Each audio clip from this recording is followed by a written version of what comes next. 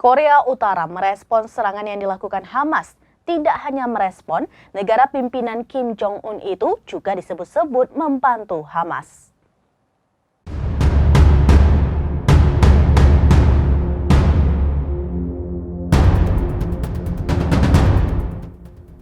Korea Utara turut merespons serangan yang dilakukan Hamas. Tak hanya merespon, negara pimpinan Kim Jong-un itu juga disebut-sebut membantu Hamas. Kim Jong-un, pemimpin tertinggi Republik Demokrasi Rakyat Korea atau Korea Utara, menyatakan dukungannya terhadap Hamas di Gaza serta rakyat Palestina. Korea Utara atau Korut mengecam Israel atas meningkatnya konflik dengan kelompok militan Hamas.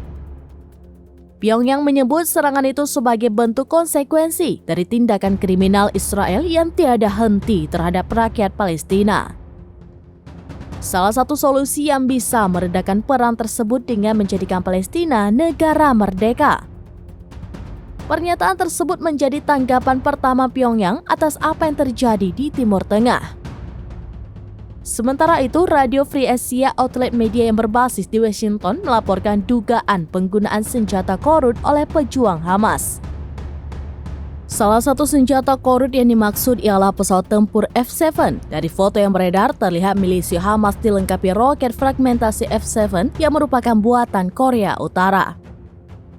Roket itu digadang-gadang berdaya ledak tinggi, namun belum diketahui secara pasti apakah Korut benar memasok senjata tersebut ke Hamas secara langsung atau melalui transaksi yang melibatkan negara lain.